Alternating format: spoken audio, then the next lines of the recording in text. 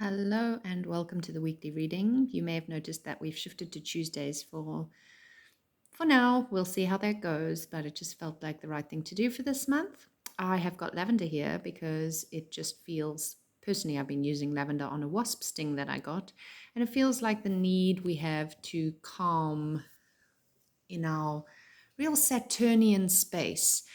We've got a big shift in the sense that Saturn will be shifting out of a Saturn ruled sign, and that will be after 5 years. So Saturn has been in a sign that he rules through our whole COVID debacle and all that's been happening in the world.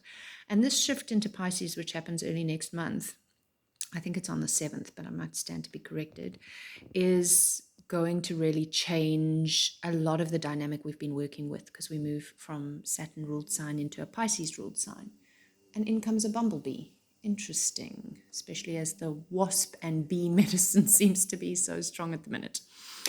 Anyway, I've got some light. Can you hear him? Wow, he's a big guy.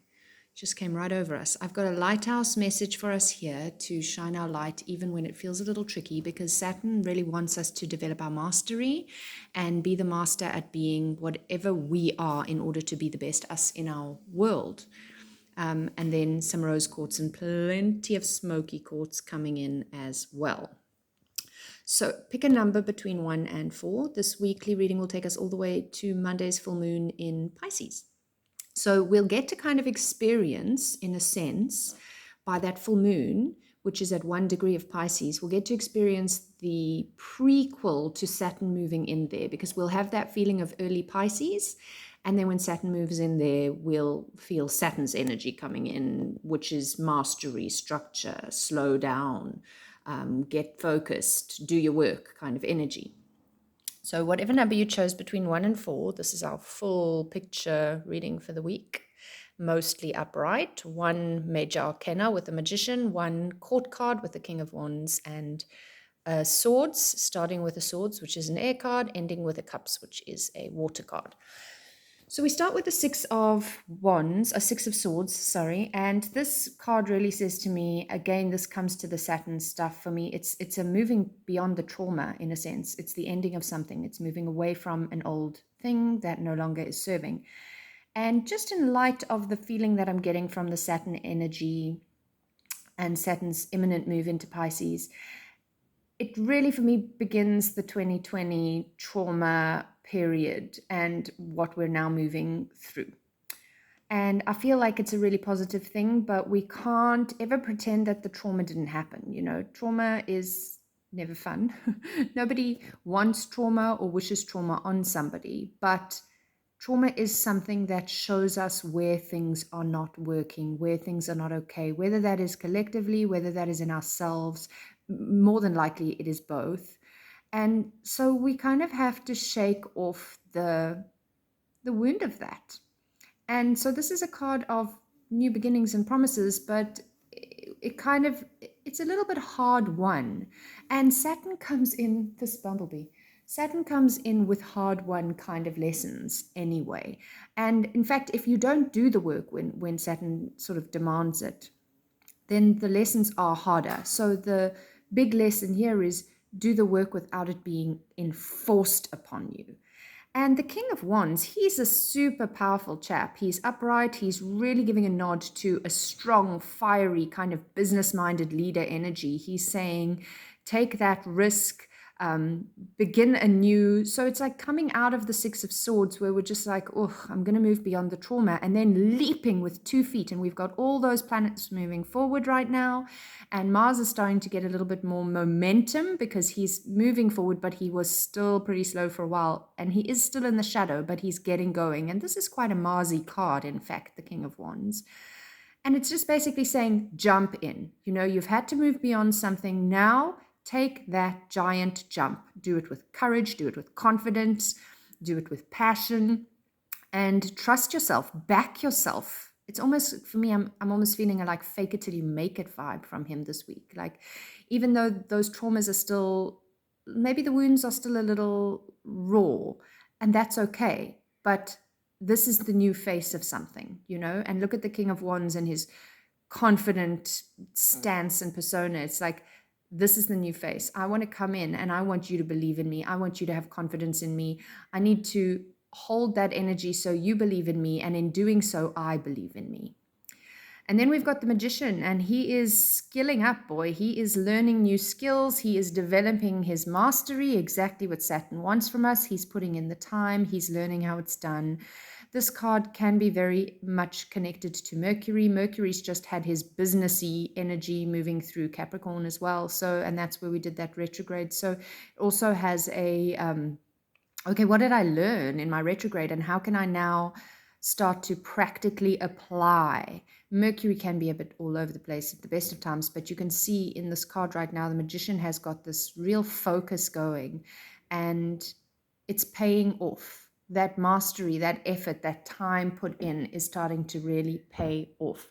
And of course, because we've got this new beginning of King of Wands, it's like, now that I've developed something, now that I've jumped in with both feet, and even though maybe I don't feel fully confident or fully comfortable yet, then I better put in some extra work with the magician to get comfortable and confident and to do the job the way that I want to do the job, the way that I said I could do the job, even if I wasn't sure. Now I need to prove to myself and to everyone else that I can do the job. And that's why magician is putting in the effort. And then all of that bolstered confidence and all of that hard work may lead to a little dip in the energy levels when we get to the Four of Cups at the end here. And the Four of Cups in reverse, you can see she's like looking to the future, because it's upside down. If it was, sorry, let me turn it for you. If it was the right way up, she'd be looking to the past. But with it upside down, it's as if she's looking to the future with a feeling of apathy, like, will it be the same as the past? Will I become run dry with empty cups again? Is this the same thing? So we kind of start with a sort of sad vibe and we end with a bit of a sad vibe in this reading, but the middle part is really strong and energized. And I think that's also just, that the ebbs and flows, it's like tides. Sometimes the tide is low, our emotions are a bit flat, our energy levels are flat, and sometimes the tide comes in and we can draw from that. So I think with all the effort putting in with the King of Wands and the Magician, there may be a little moment at that point of, maybe I can't do this, maybe it's all the same, maybe I'm not creating anew. And it's okay if you lean into that for just a moment and you recognize it as, I am tired, I'm a little flat, I'm having a moment, and what can I do to fill my cup? Because actually the universe is offering, see the hand coming in there, offering a really lovely full cup, which is so abundant and colorful and exciting. And it's all about the perspective. At this point, she can't see that cup because her perspective is on, what if it all is the same? What if I'm doing it again? What if my pattern is repeating? But once you just get through that hurdle of, okay, I've had a little pity party, I've had a low ebb, my hormones or my energy levels or whatever it was that took me to the place of feeling blah.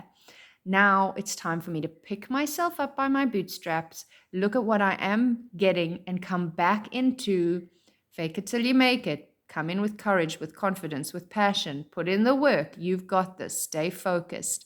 And yes, each time I pick myself back up, I am helping myself to move past the trauma, because we don't just move past trauma. It doesn't just like snap our fingers and it's done. It's a process. It's cumulative. Things can trigger us back into it. And it's kind of, that's what this is speaking to. We may get triggered back into feeling like, oh, have I actually walked away from the thing? And we have. We're just doing higher and higher levels, higher turns of the spiral. It's a process. Be gentle with yourself, be kind, but put in the work. Don't be lazy. Saturn does not appreciate laziness. Saturn wants you to put in the work. And also evaluate what that is for you.